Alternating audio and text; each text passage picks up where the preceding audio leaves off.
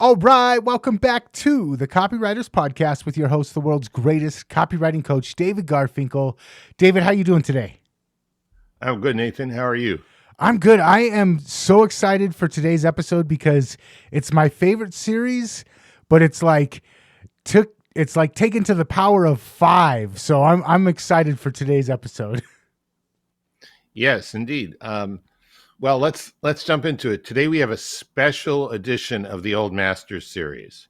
What I did is I've convened a board meeting of 6 of our favorite old masters: David Ogilvy, Victor Schwab, Joe Sugarman, Gene Schwartz, Claude Hopkins, and John Caples.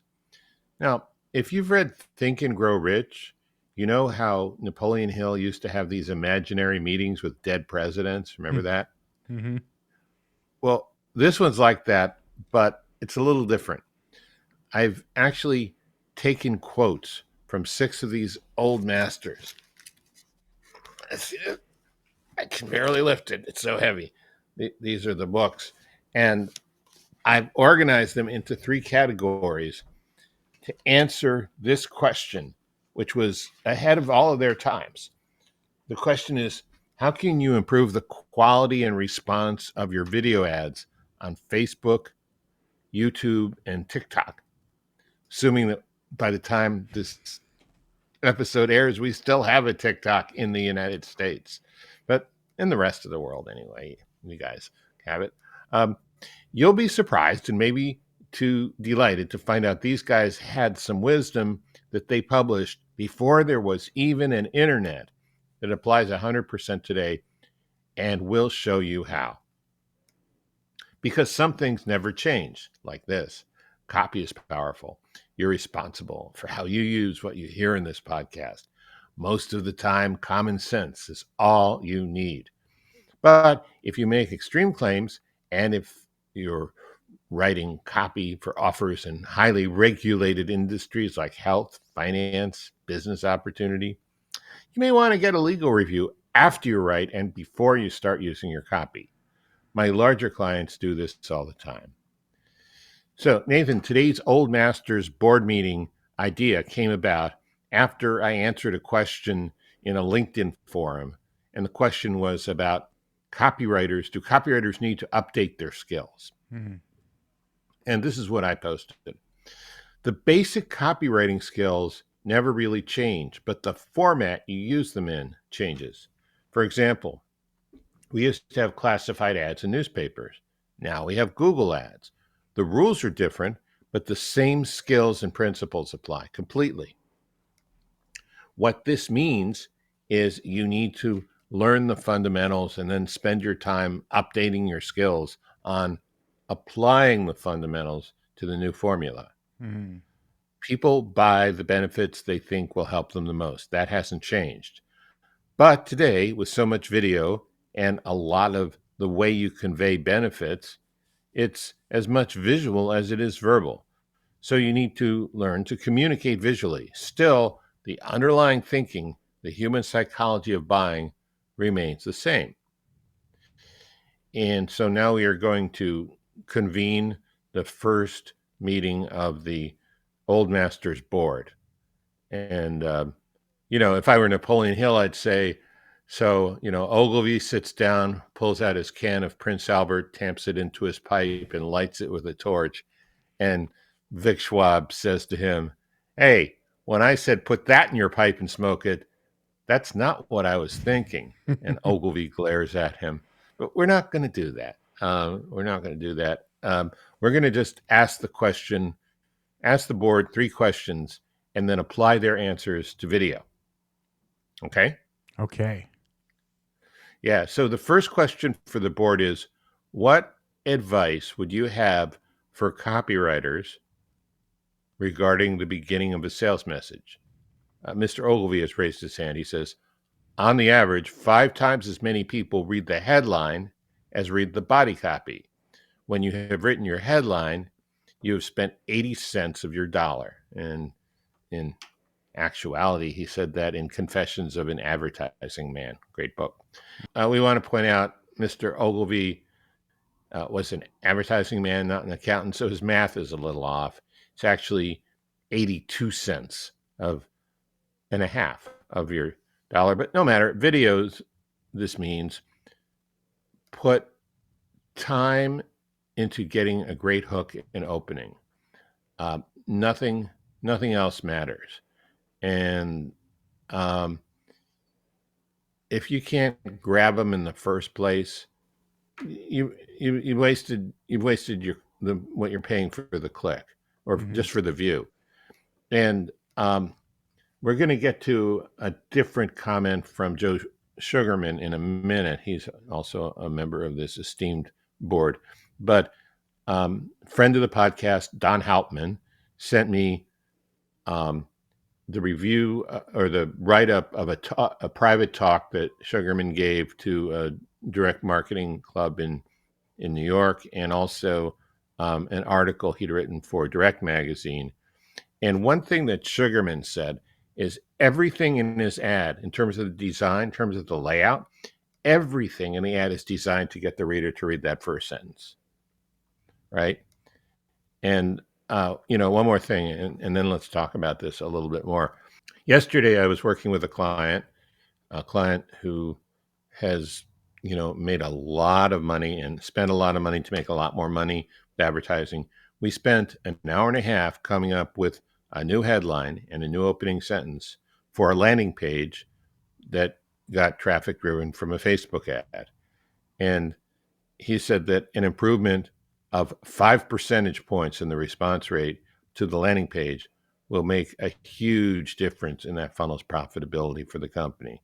So we didn't spend a whole lot of time or any time on the call to action or what was inside the landing page, but the headline and the opening sentence. That was really important. Now, in terms of videos, I mean, same thing, right? You got what, 10 seconds, 5 seconds? Mm-hmm. What are your thoughts? Well, on Facebook, you have almost no time sometimes because the ads will fly by, and if they're not audio on, then nobody pays attention to them at all. So there's that disadvantage. TikTok, same thing. Your ads, they can instantly scroll away from your ads. A fifth of a second, they can get rid of your ad. YouTube is a little bit more favorable towards us advertisers. They have to watch at least 5 seconds of the ad and the audio is already on. But yeah, if you're not grabbing people's attention, and more that includes visual. So you've got to do something visual to grab their attention. Maybe have subtitles that are popping up on the screen so that if the audio's off, they can still see the message. Yes, with video, that first sentence is more important than ever. And you have to take into consideration that the audio might be off, so you have to figure out another way to grab attention and get them to pay attention to the first sentence as well. Yeah, and that's what I mean by learning to think visually. When I first started copywriting about 30 years ago, sort of like a second career for me, right? I never thought that you would have to have the skills of a movie director or a movie editor, film editor, but you do now to some degree. I see Mr. Sugarman has raised his hand. He says your headline and subheadline must grab the reader and create enough curiosity to get the reader to the first sentence. So in video, that's like saying the opening image has to get them to get them to be interested enough in your first message. And what Joe is saying here is so important. Curiosity is king. Mm-hmm. If you're making them curious about something in your offer, that's all you need to do. But if what you say makes them curious about where you're going, that's fine. But if you use what people call a pattern interrupt, which really has nothing to do with where you're going to go, but it's just supposed to get attention, that can work. But then if you're using that pattern interrupt, you need a good transition from the point to where you satisfy the curiosity from the pattern interrupt to where you begin your sales message. I see a lot of people use pattern interrupts and they don't do that. And then it ends up feeling like that clickbaity feeling where you click on something and you don't get what you wanted. So it leaves you with a bad feeling about the ad. If you're going to use the pattern interrupt, do what David said. Make sure that it actually transitions to the point where you're trying to get people to go. Yeah, requires a little thought. I see Mr. Caples has something to say. He says, many readers or listeners are lost by a poorly worded first sentence or by a wrong construction of the first paragraph. How do you avoid this? And he has also said that in the book, Making Ads Pays. He has 10 ways to not lose the reader in the first sentence in the book. And here are 3 ideas that work really well for scripting a sales video. Continue the thought in the headline. Use the you approach. Talk directly to the viewer. And start with a testimonial. You really only got a few seconds, and Caples points out this major problem. If you just start rambling about something that's interesting to you and your viewer can't follow it or doesn't find it relevant or interesting, then you've lost them. That third one, start with a testimonial. I don't think I've ever even thought of that before, but I'm having a bunch of inspirational moments in my head right now. So thanks for bringing that to my attention. Yeah, it's a good idea. I mean, I've seen it. I've seen testimonials above, sort of as the eyebrow above the headline, but I've never really seen it as a lead or as I guess I've seen it as a headline. So anyway, yeah, it's a counterintuitive thought, and it's really good. I mean, the bottom line for this first part about the opening of your video is this: the opening of your video is the gateway to getting a click or making a sale. Keep the gate as wide open as possible. I love it. All right, so we've got another question for the board. What would you say about what makes the middle of a sales message effective? Oh my goodness, the crankiest member of the board, Claude Hopkins, has something for us. He says, the power of demonstration is mighty. The reason lies in the fact that it convinces where argument fails. And that's from Scientific Advertising. And so I would say Claude Hopkins has zeroed in on the ultimate application of show, don't tell for a marketer who makes videos. Now, of course, you have to tell, but showing how a product works in a demonstration, how well it works, that will win you over a lot of prospects. I'm gonna jump in real quick with video and the accessibility of video to the average business owner nowadays.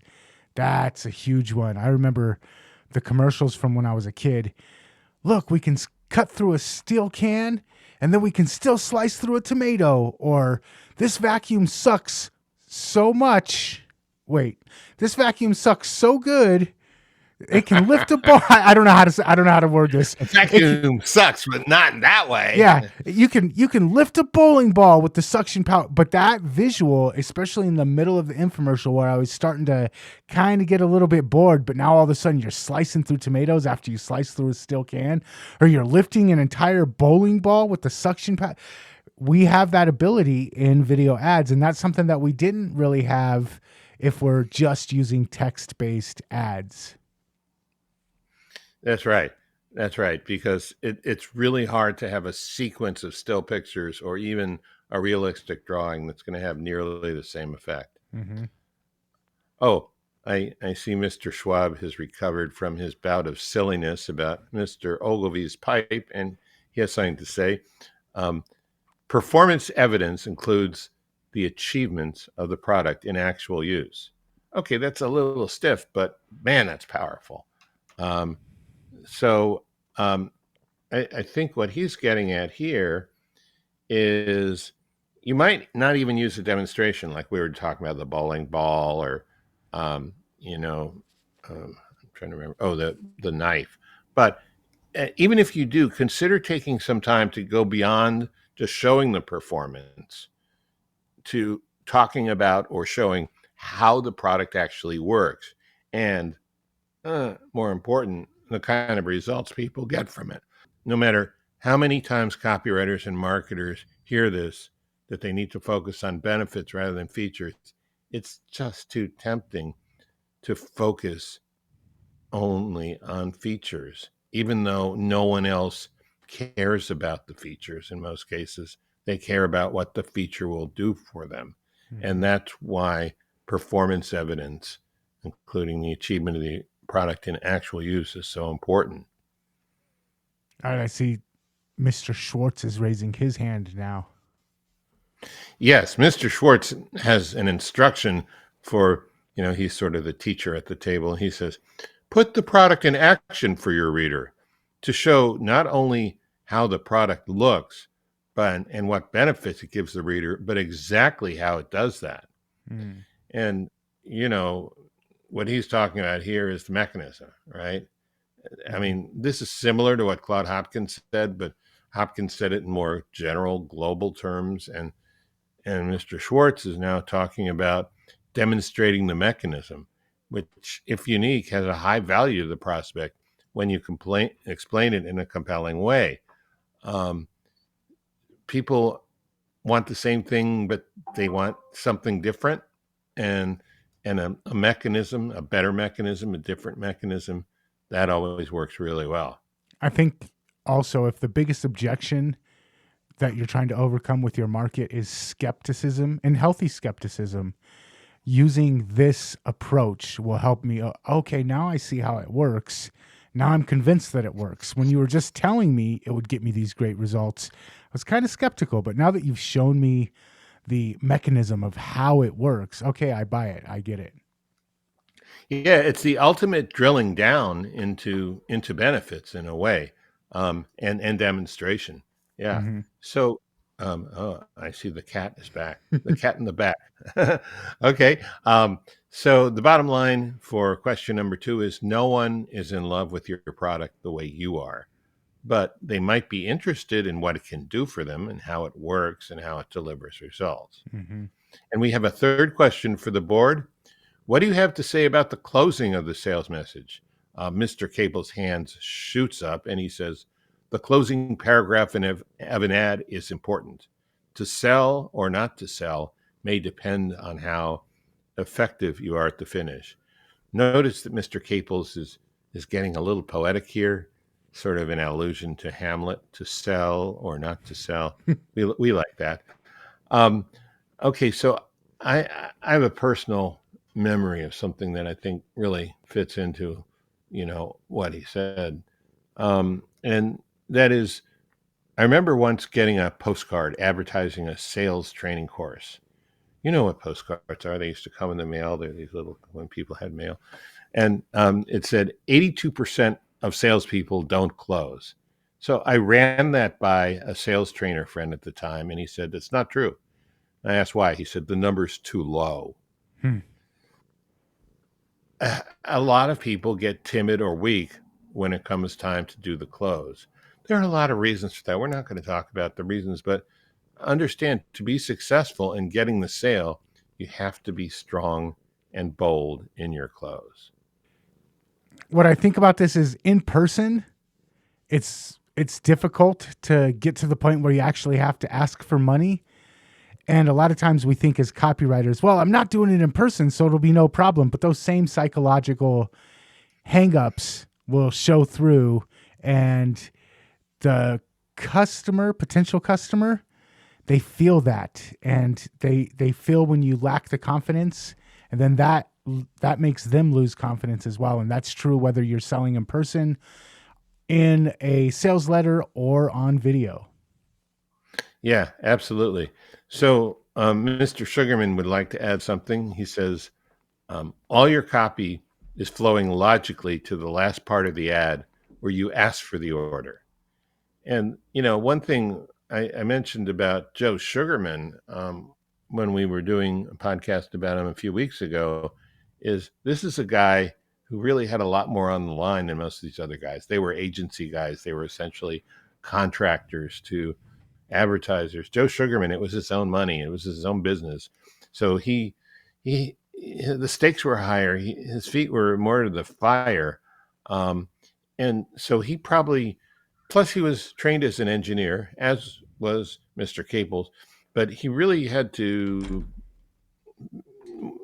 felt compelled to come up with the most efficient ways. And he's talking about a chain of logic here.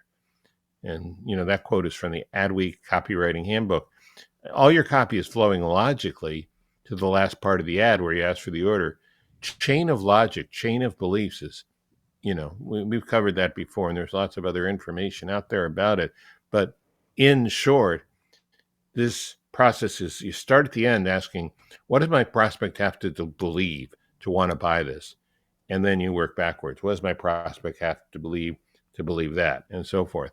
So after you've constructed a sleek chain of beliefs, don't forget to ask for the order or the click at the very end. Joe Sugarman was great at this. Also, Joe Schriefer is amazing at this as well. Joe Schriefer is amazing, yeah. And he's still alive, so he would have to come to a Young Masters board meeting if he ever did that. Okay, but Mr. Schwab has something to say that is like so important, and this is really important in a video because their hands might not even be at the keyboard when they're watching. He says, no matter what form of action you ask your reader to take, make this action as simple and easy and specific as you can. And that's from How to Write a Good Advertisement. I would boil this down to a very quick formula. S equals S. Simple equals sales. Mm-hmm. If a prospect is excited about what you're offering, you don't want to make them slow down and figure out what they have to do to buy. Make it so simple that a child with a credit card could do it. I will say that this has gotten me to pass on a sale that I was excited about or really interested in. I am at the grocery store. I'm super hungry for dinner. I grab the stuff that I want to cook. I go to check out, and every single checkout line has 10 to 15 people in it. And I'm like, okay, you're not making it very simple for me. And so I'll just walk out sometimes rather than bear with it. So same thing on your sales page or in your ad. If it's not simple for me to check out, and if it's not simple for me to understand, you've always talked about, if you put in the work to make it easy, the money will flow to you. But if you don't put in that work, the money's going to stay in their pocket. That's as true as ever in these examples. Absolutely. And so the bottom line for this third one is, remember to clearly and strongly ask for the order and tell them what to do as simply as you can. And I'm going to say that I want to thank all of these old masters for coming out of their graves for a few seconds.